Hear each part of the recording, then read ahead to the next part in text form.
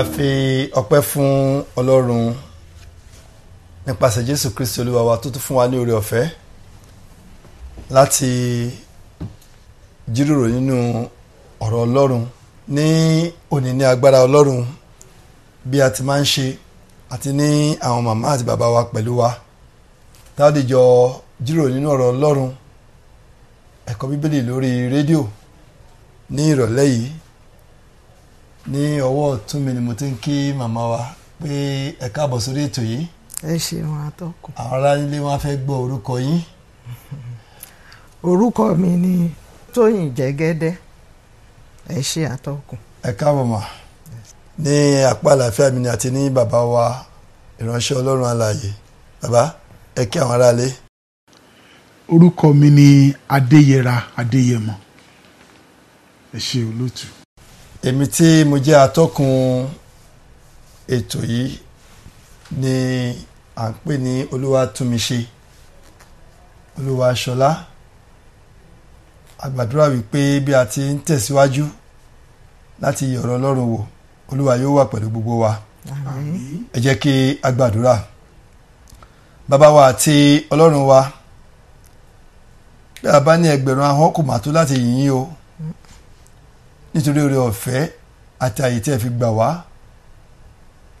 láti wo ọ̀rọ̀ yín ní orúkọ Jésù ẹ gbà ọpẹ́ wa. Àmín. A bá gba àdúrà nínú ọ̀rọ̀ yín tí a fẹ́ wò ní àṣálẹ́ yìí ẹ jẹ́ ká rí Kristi níbẹ̀. Àti àwa tí à ń sọ àtàwọn tó gbọ́ wa nílé ìbùkún kó jẹ́ tiwa. Àmín. Ògo kó jẹ́ tiyín. Àmín. Ní orúkọ Jésù Kristi Olúwa wa. Àmín. Ní ojú ìwé kọkàndínlógún ìlànà ẹ̀kọ́ Bíbélì tí a pè àkórí rẹ̀ ní ìlànà Ọlọ́run fún ètò ní ibi ọjà tí Dáòsísì wá gbé kalẹ̀ òun ni à ń wò. Ẹ̀kọ́ kẹsàn-án ni àfẹ́yẹ̀wò ní àṣálẹ́ yìí tí kókó ẹ̀kọ́ sọ wípé Kìrìsìtẹ́nì nínú okòòwò òdodo. Kìrìsìtẹ́nì nínú okòòwò òdodo. Kólósè orí 3 ẹsẹ̀ 22 dé ẹsẹ̀ 25. Màmá wa ẹ bá wa kà á. Ẹ̀yin ọmọ ọ̀dọ̀, ẹ gbọ́ ti àwọn olúwa yín nípa ti ara lí ohun gbogbo, kì í ṣe ní àrọ́jú ṣe bí àwọn aláṣẹ wu ènìyàn, ṣùgbọ́n ní òtítọ́ inú, ní ìbẹ̀rù Ọlọ́run. Ohunkóhun tí ẹ̀yin bá ń ṣe, ẹ máa fi tọkàntọkàn ṣe é gẹ́gẹ́ bí fún Olúwa, kì í sì ṣe fún ènìyàn, kí ẹ mọ̀ pé lọ́wọ́ Olúwa lẹ̀yin ó gba èrè ogún, nítorí ẹ̀yin ń sin Olúwa Kristi. Ṣùgbọ́n ẹnikẹ́ni tí ó bá ṣe àìṣòdodo yóò gbà á padà nítorí àìṣòdodo náà tí ó ti ṣe, kò sì sí ojúṣàájú ènìyàn. Ẹ ṣe àdúpẹ́ mà. A fẹ́ yára wo ìfọ́ ara wa. Okòwò ṣíṣe jẹ́ ọ̀nà ọrọ̀ ajé tó mú ìpèsè ohun kan lọ́wọ́ tàbí káràkátà àwọn ohun àmúṣọrọ̀ tàbí kí a ṣiṣẹ́ kan pẹ̀lú èròǹgbà láti jèrè. Okòwò jẹ́ ohun tí a ń ṣe ní ojútáyé tàbí ní gbangba tí ẹnikẹ́ni tó bá nífẹ̀ẹ́ sí i lè darapọ̀ mọ́ láti kópa nígbà tó bá wù ú pẹ̀lú èròǹgbà láti jèrè gọbọi. Lára àwọn aládùúgbò rẹ̀ pàápàá jùlọ níbi tí kò sí ètò kan gbòógì tó ń díyelé àwọn ọjà tí a ń tà tàbí ọ̀dọ̀ àwọn aláṣẹ bí irú àdúgbò tí a wà nínú rẹ̀ yìí. Ní ọ̀nà mìíràn, Kìrìsìtẹ́nì nídìí okòwò túmọ̀ sí ìgbàgbọ́ Kìrìsìtẹ́nì níbi iṣẹ́, níbi tí akitiyan ọrọ̀ ajé ti Kìrìsìtẹ́nì ti dúró lórí ìlànà àtẹ̀lé Bíbélì bíi àfojúsùn, àfojúrí kò yí padà tàbí tí kò yà kúrò ní ọ̀nà náà. ẹ ṣe àdúpẹ́ sà. ẹ̀yin olùgbọ́ wa, tí a bá fara balẹ̀ tẹ̀lé ìfáàrà tí a kà fún wa yìí, a rí wípé ó ti sọ nípa àlàyé ohun tí okòwò jẹ́ àti ohun tí a ń béèrè lọ́wọ́ kìrìsìtẹ́nì tí wọ́n darapọ̀ mọ́ iṣẹ́ òwò ṣíṣe. Yálà àwọn ni wọ́n ní, àwọn ló dá a sílẹ̀, tàbí wọ́n ń ṣiṣẹ́, tàbí wọ́n ń tajà ti ara wọn. Lórúkọ Kristi, oore ọ̀fẹ́ láti jẹ́ àpẹẹrẹ rere àti olódodo nídìí okòwò yòówù kí a yàn láàyò lójoojúmọ́, Olúwa yóò máa fi fún wa. Àmín. Tí ẹ bá ń fọkàn bá wa lọ, ẹ̀yin aráalé, ọ̀rọ̀ kan lè pé ẹ máa gbọ́ dáadáa nínú ẹ̀kọ́ Bíbélì, òun ni ìlànà Ọlọ́run tàbí ìlànà tí a múlò, ìlànà àtẹ̀lé. A fẹ́ wo ìlànà méjì tí a lè pè ní ìlànà àmúlò tí òdodo nínú okòwò Kristẹni. Àkọ́kọ́, ó ní ṣe pẹ̀lú ohun tá à ń pè ní kí a ní òtítọ́, ìdúróṣinṣin. Èkejì, ìpinnu láti tayọ. Àwọn nǹkan wọ̀nyí wọ́n máa ràn wá lọ́wọ́ púpọ̀ láti jẹ́ olódodo nínú okòwò wa. Màá rọ màmá wa kí wọ́n bá wa ka ìlànà àmúlò tí òdodo nínú okòwò Kristẹni. Ẹ ṣe atọ́kùn. Bí atọ́kùn ti sọ, àkọ́kọ́ ni òtítọ́ ẹni tó dúró ṣinṣin nínú Kristi. Òtítọ́ tí kìí yẹsẹ̀ jẹ́ ohun tí ìgbé ayé Kristẹni dúró lé lórí. Ó dúró lórí kí ni ó tọ́, tí í ṣe òtítọ́, kìí ṣe èrè ìjẹkújẹ. Ẹgbẹ́, ìgbìmọ̀ tàbí àwùjọ tí ó ní òtítọ́ yóò jẹ́ kí ìpinnu okòwò rẹ̀ wà lórí ìlànà àtẹ̀lé Ọlọ́run, òdodo àti òtítọ́. Èyí ni pé kò gbọ́dọ̀ sí ìyàtọ̀ nínú ohun tí ilé-iṣẹ́, ọlọ́jà tàbí oníṣòwò ń polówó nínú ohun tí wọ́n yóò tà fún àwọn ará ìlú àti ohun tí wọ́n ń ṣe. Níbi tí a bá ti tẹ̀lé ìlànà àtẹ̀lé Ọlọ́run yìí, kò sí ààyè fún kí ẹnìkan máa nàka àléébù sí irú ilé-iṣẹ́ báyìí, tí yóò sì pariwo pẹ̀lú ìdánilójú àti ìgboyà pé olè tàbí àgàbàgebè, nítorí pé ìlànà Ọlọ́run ni wọ́n ń tẹ̀lé. Ọ̀nà tó dára jù láti gbé ayé tó lọ́lá ní ilé ayé yìí ni kí a gbé gẹ́gẹ́ bí a ṣe jẹ́ gan-an. Ìyẹn ni pé bá a ṣe jẹ́ Kristẹni gan-an. Kristẹni nínú okòwò gbọ́dọ̀ jẹ́ àpẹẹrẹ rere, olótìtọ́ tó dúró lórí àgbékalẹ̀ ìlànà àtẹ̀lé Bíbélì ní èyí tó ṣe pàtàkì jùlọ nínú ìgbé ayé Kristẹni. Ẹ ṣé mà. Ìlànà àmúlò kejì nínú okòwò ṣíṣe gẹ́gẹ́ bí Kristẹni ni níní ìpinnu láti jẹ́ àpẹẹrẹ tí ó dára. Gẹ́gẹ́ bí Paul Àpọ́stélì ti wí nínú ìwé kìíní Tímótíù orí 3 ẹsẹ̀ 8, ó ní òtítọ́ ni ọ̀rọ̀ náà. Èmi sì ń fẹ́ kí ẹ tẹnu mọ́ nǹkan wọ̀nyí gidigidi, kí àwọn tí ó gba Ọlọ́run gbọ́ lè fi sọ́kàn láti tẹra mọ́ iṣẹ́ rere. Nǹkan wọ̀nyí dára, wọ́n sì ní èrè fún ènìyàn.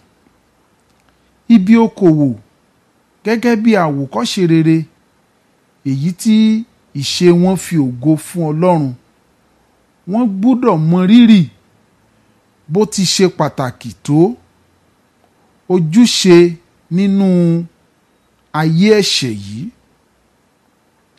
Irú ilé iṣẹ́ tàbí okòwò báyìí gbọ́dọ̀ gbàgbé pé Ọlọ́run pè wọ́n láti jẹ́ ẹlẹ́rìí rẹ̀ fún ayé tó ń ṣègbé yìí. Nígbà tí ilé iṣẹ́ tàbí ibi okòwò bá mú ohun tó dára jù láti ṣe ní ọ̀kúnkúndùn, wọ́n á gbé ọ̀rọ̀ Ọlọ́run ga kí wọ́n lè ṣe àfihàn agbára Ọlọ́run nípa títún ayé àwọn ẹlòmíràn ṣe láti ọ̀dọ̀ àwọn òṣìṣẹ́ àti àwọn oníbàárà wọn. ẹ ṣé àdúpẹ́. Ẹ ká lọ sínú ìbéèrè fún ìjíròrò. Ìbéèrè àkọ́kọ́ màá darí ẹ̀ sí ọ̀dọ̀ màmá wa. Ǹjẹ́ Kristẹni wà nínú okòwò ṣíṣe? Bẹ́ẹ̀ni, Kristẹni wà nínú okòwò ṣíṣe. Kì í ṣe nípa orúkọ tán ń jẹ́ tàbí ibi tán ti wá tàbí ìjọ tí wọ́n ń lọ la fi mọ̀ wọ́n gẹ́gẹ́ bí Kristẹni nínú okòwò ṣíṣe.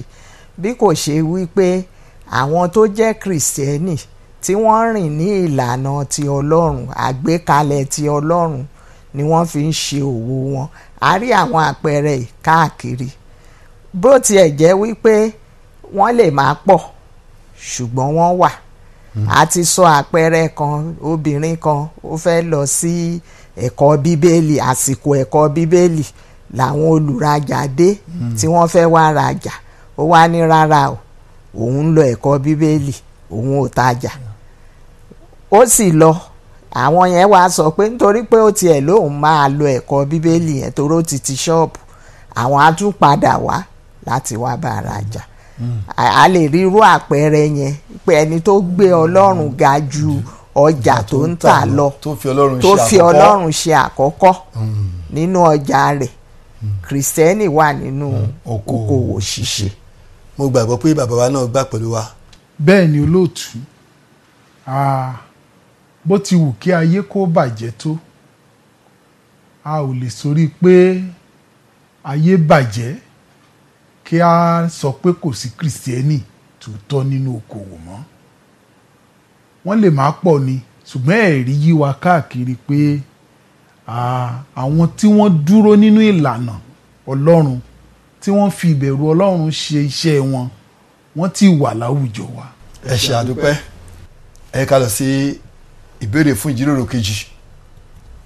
Bàbá, wọ́n ní ká tọ́ka sí díẹ̀ nínú àwọn ìwà tí kò jọ ti Kristẹni nínú okòwò, àwọn ìwà tó ń jẹyọ tá à ń rí tí kò fi hàn pé Kristẹni ni àwọn tí wọ́n wà nídìí okòwò wọn. Iṣẹ́ olóòtú, àwọn ìwà tí kò bá ìlànà Ọlọ́run mu ó wọ́pọ̀ nínú okòwò ṣíṣe lónìí. Nínú wọn ni irọ́ pípa, ìrẹ́jẹ, àgàbàgebè, fífi agbára òkùnkùn ta ọjà fún àwọn ènìyàn, títa ọjà tí kò bófin mu, àwọn ọjà tó lè ṣe ìpalára fún àwọn ènìyàn, kíkó ọjà pamọ́, gbígba owó àbẹ̀tẹ́lẹ̀, ó jẹ́ ara àwọn ìwà tó wọ́pọ̀ nídìí okòwò láwùjọ wa lónìí. Tí kò sì jọ ti Kristẹni, tí kì í ṣe ti Kristẹni rárá. Ẹ ṣé àdúpẹ́. Màmá, àfikún? Àfikún tí mo fẹ́ fi ṣe ni wípé àwọn ìwà tí ò jọ ti Kristẹni tó ń jẹyọ lénìí, lílo òṣùwọ̀n èké ó wà lára ẹ̀, tàbí sísọ ọ̀rọ̀ àlùfàǹṣá sí àwọn tó fẹ́ rajà, oníbàárà tí wọ́n bá tọ̀ wá bóyá nítorí pé wọ́n ná bákan, a lè sọ wípé bákan ni wọ́n ṣe jẹ́. Wọ́n ti sọ fún wa nípa ọjà tó ti bàjẹ́ tá a kó sórí igbá, tá a sáré pa ibi tó bá déètì tán kọ sí, ọjọ́ tán kọ sí rẹ́ kí oníbàárà ẹ̀tàn, fífi ẹ̀tàn tajà. So Ọlọ́run á ràn wá lọ́wọ́. Àmín o. Àfikún díẹ̀ tèmi náà ní sí ni owú kíkorò. Èmi àti ìdíjọ wà lẹ́gbàrá wa, àdìjọ ń ta ọjà kan náà. Ọ̀dọ̀ yín ṣáà oníbàárà ń pọ̀ sí, oníbàárà pọ̀ sí, kí wọ́n máa jẹ owú kíkorò, kábẹ̀rẹ̀ sí ní ìkùnsínú. Ara ìwà tí kì í ṣe ti Kristẹni òun nìyẹn, tó máa ń mú ìlara, tó máa ń mú wá, àti àdàlù ọjà. Àwọn tó ń ta ohun jíjẹ, ká po oríṣiríṣi, àfẹ́ dárúkọ oúnjẹ kan tàbí omi ọ̀pá yìí pé à ń ba ọjà ẹnikẹ́ni jẹ́, ká pò pọ̀, wọ́n ti pèlè yìí ní aládùn tó a dẹ̀ mú aládùn pẹ̀lú oníkìní àpòpọ̀ gbogbo àwọn ìwà yìí kì í ṣe ti kìrìsìtẹ́nì, kò jọ ti kìrìsìtẹ́nì rárá. Ṣé àwa tá à ń tajà táwa nídìí okòwò yálà iléeṣẹ́ wa tàbí à ń báyàn ṣe ni, ǹjẹ́ àwọn orówà yìí kò sí ní ọwọ́ wa? Tó bá wà ẹ ká ṣàtúnṣe, tí kò bá sí ẹ má yẹ kí a ṣe. Oore ọ̀fẹ́ láti má ṣe Olúwa á fi fún wa. Ìbéèrè kẹta mo padà wá sọ́dọ̀ yín màmá wa. Ó sọ wípé ǹjẹ́ ó yẹ kí kìrìsìtẹ́nì yára rẹ̀ sọ́tọ̀ nínú ètò òkòwò nínú ayé? bẹ́ẹ̀ni. Báwo ni bó bá rí bẹ́ẹ̀ Ọlọ́run wo ni ó lè gbà ṣe? kìrìsìtẹ́nì gbọ́dọ̀ ya ara ẹ̀ sọ́tọ̀, nítorí pé bíbélì tẹ̀ ti pè wá pé ìmọ́lẹ̀ ayé ni wá, àti wípé a ò gbọ́dọ̀ darapọ̀ mọ́ ayé nínú gbogbo tá a bá ń ṣe. So a gbọ́dọ̀ ya ara wa sọ́tọ̀ gẹ́gẹ́ bí àpẹẹrẹ, ká pa òfin Ọlọ́run mọ́, ká pa òfin orílẹ̀-èdè mọ́. Ọjà tá à ń tà gan, a gbọ́dọ̀ pa gbogbo òfin tó rọ̀ mọ́, a gbọ́dọ̀ pa á mọ́. Òfin ilé-iṣẹ́ tá a ti ń ṣiṣẹ́, a gbọ́dọ̀ pa á mọ́. A gbọ́dọ̀ bọ̀wọ̀ fún àwọn tá a jọ ń ṣiṣẹ́ papọ̀. tó jẹ́ wípé ìbọ̀wọ̀ yẹn láàrin ara wa tó bá ti farahàn, ìfẹ́ àti ìbáṣepọ̀ tó dán mọ́rán á lè wà láàrin wa. Wọ́n á sì lè rí i pé lótìtọ́ àti lódodo kìrìsìtẹ́nì ní ilé. A gbọ́dọ̀ mọ ojúṣe wa gẹ́gẹ́ bí òṣìṣẹ́, gẹ́gẹ́ bí olùtajà nínú ilé iṣẹ́ tá a bá wà. Bóyá wọ́n gbà wá sẹ́nu iṣẹ́ ni, ojúṣe tó yẹ ká ṣe gẹ́gẹ́ bí òṣìṣẹ́ ń bẹ̀, a gbọ́dọ̀ mọ̀ ká sì ṣe, ká sì máa yọjú sí ohun tí kì í ṣe iṣẹ́ tiwa débi tá a máa ba iṣẹ́ oníṣẹ́ jẹ́. Síwájú sí i, a gbọ́dọ̀ máa lo àwọn èdè àpọ́nlé. A sì tún gbọ́dọ̀ ṣetán gẹ́gẹ́ bí ẹni tó ń ṣiṣẹ́ olókoòwò láti lè jíyìn àwọn iṣẹ́ tó bá gbélé wa lọ́wọ́, pé báyìí mo ṣe ṣe, báyìí mo ṣe rìn, báyìí ló ṣe lọ.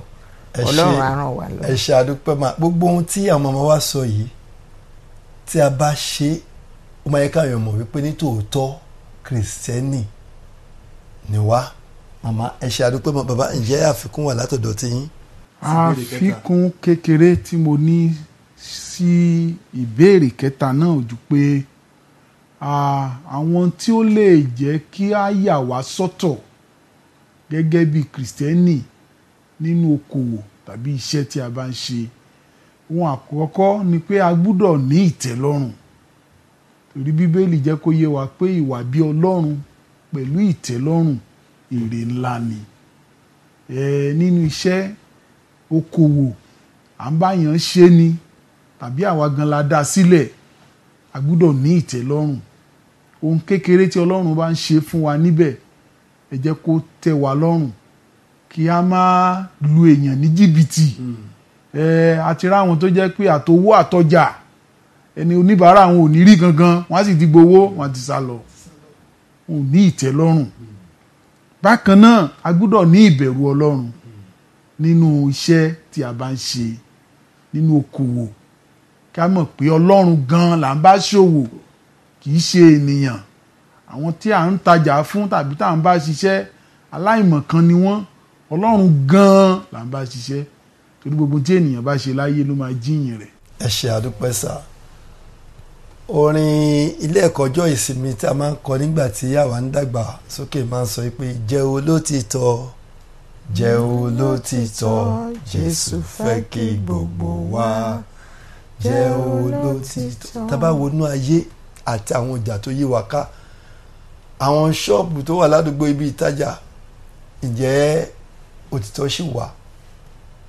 Ǹjẹ́ à ń ṣe pẹ̀lú òtítọ́? Gbogbo ohun tí àwọn màmá àti bàbá wa ti ń sọ fún wa ni wípé jíjẹ́ olótìtọ́ àti olódodo nídìí òkòwò wa ló lè mú wa yára wa sọ́tọ̀, ló lè fi wá hàn bẹ́ẹ̀ tó yára ẹ̀ sọ́tọ̀ tí kò darapọ̀ mọ́ ayé, tí kò ṣe bí wọ́n ṣe ń ṣe, tí kò mú nǹkan míì mọ́, tó yẹ pé ìlànà tọ́lọ́run gbé kalẹ̀ fún ètò òkòwò gẹ́gẹ́ bí kìrìsìtẹ́nì òun ni à ń tẹ̀lé.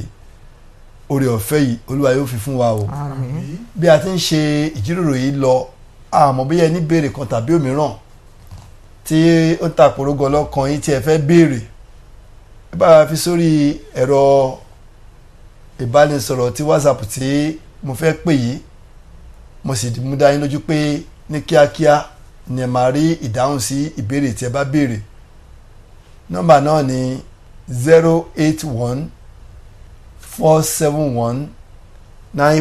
081-471-94733. Olúwa ràn wá lọ́wọ́. àmín. Ẹ jẹ́ ká béèrè ìbéèrè wa, a sì rí ìdáhùn sí tó ní ṣe pẹ̀lú ohun tá à ń sọ yìí, tàbí nǹkan tó yẹ pé ó tún fara mọ́ tẹ́lẹ̀ fẹ́ béèrè lọ́wọ́ wa. Ẹ jẹ́ ká béèrè ká tẹ̀ á dá wa lóhùn. Ìbéèrè tó kẹ́yìn mo padà sọ́dọ̀ yín bàbá. Àwọn ìpèníjà wo ni àwọn kìrìsìtẹ́nì ń dojúkọ nídìí okòwò wọn, àti wípé báwo ni wọ́n ṣe lè borí àwọn ìpèníjà yìí? ẹ ṣe olóòtú.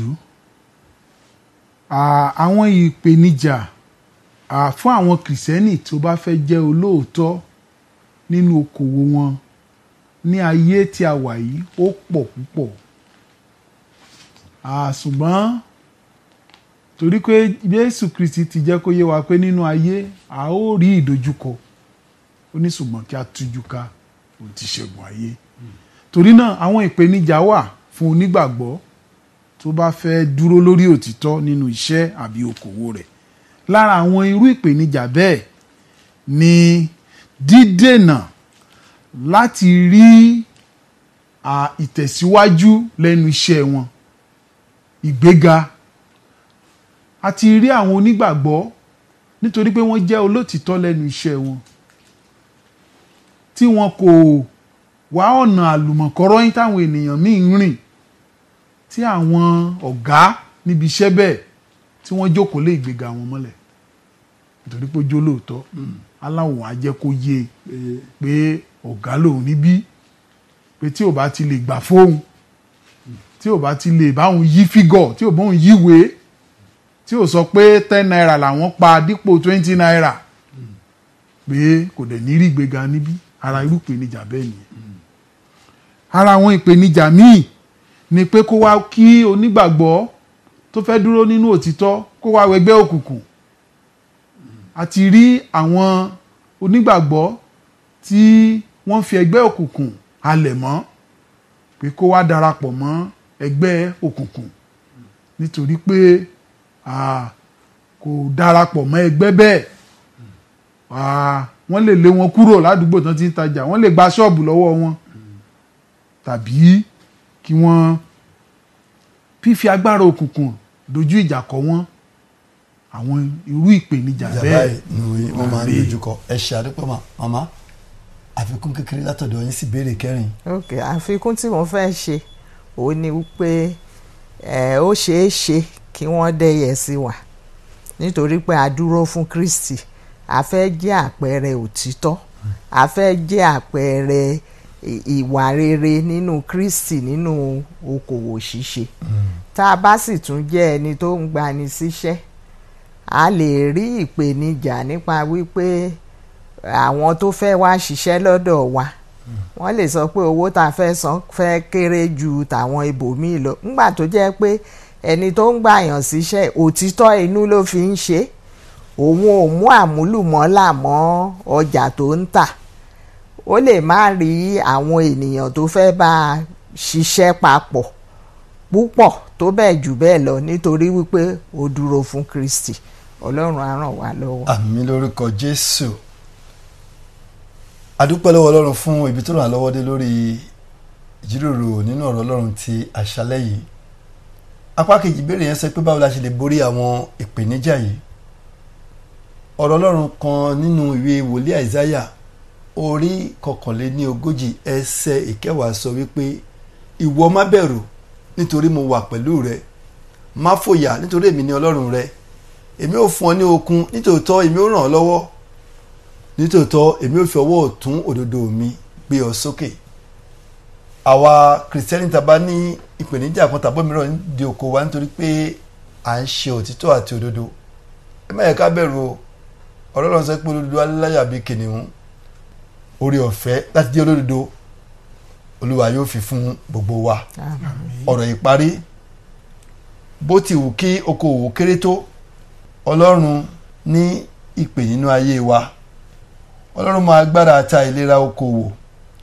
Oníṣòwò wa gbọ́dọ̀ wá ojú Ọlọ́run láti pa á mọ́ kúrò nínú òwò àṣedànù. Gẹ́gẹ́ bí oníṣòwò, a gbọ́dọ̀ ní ìgbàgbọ́ nínú Ọlọ́run fún àṣejèrè.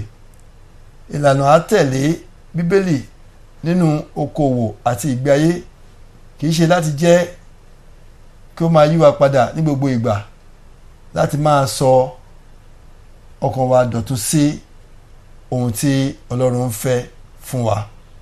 Ju bí àwa ṣe lè túmọ̀ lọ, Ẹ̀mí Mímọ́ á túmọ̀ fún wa. Ẹsẹ̀ àkọ́sórí tí wọ́n ní kí a kà tí ó wà ní inú ìwé yìí fún wa, ó wà ní orin Dáfídì orí 17 ẹsẹ̀ 15. Ẹ jẹ́ kí a kà tẹ̀lé mi. Bí ó ṣe ti èmi ni. Bí ó ṣe ti èmi ni. Èmi ó máa wo ojú rẹ ní òdodo. Èmi ó máa wo ojú rẹ ní òdodo. Àwòrán rẹ yóò tẹ́ mi lọ́rùn. Àwòrán rẹ yóò tẹ́ mi lọ́rùn. Nígbà tí mo bá jí. Nígbà tí mo bá jí. Ẹ jẹ́ kí a gbàdúrà. Bàbá wa àti Ọlọ́run wa dúpẹ́ fún ọ̀rọ̀ yín, pàápàá nírú àkókò báyìí lórílẹ̀‐èdè wa tí òdodo àti òtítọ́ ó ti di ohun tí a ti yí mọ́ rẹ̀. Ẹ kọ sí wa ní àṣálẹ́ yìí pé kí a jẹ́ olódodo nídìí okòwò wa. Oore ọ̀fẹ́ yìí Olúwa ẹ fi fún wa. Bí a ti ń ṣe òtítọ́ tá à ń ṣe òdodo, nítòótọ́ ìdẹ́yẹsí á wà, ìdojúkọ á wà, ìkọlù á wà. Olúwa ẹ mú wa dúró. Ẹ ràn wá lọ́wọ́ ká má ṣe bẹ̀rù. Bí a ti ń ṣe èyí, èrè, ìbùkún, ayọ̀ tó wà ẹ jẹ́ kó jẹ́ tiwa. Títí di ọjọ́ mìíràn tí a máa tún padà wá sí orí afẹ́fẹ́ fún ètò báyìí, a gbàdúrà fún gbogbo àwọn olùgbọ́ wa àtọmọ àwọn olùgbé ìlú Ilé-Ifẹ̀ àti gbogbo àwọn tó ń gbọ́ wa jákèjádò àgbáyé. Ibi ò ní bá yín o, ẹ ní rí dààmú. Gbogbo ìdáwọ́lé yín ní rere tó bá òfin àti ìfẹ́ Ọlọ́run yóò yọrí sí rere. Ẹ ó sì ní ìbùkún níbẹ̀. Ògo yóò sì jẹ́ ti Olúwa. Ní orúkọ Jésù Kristi ni a gbàdúrà.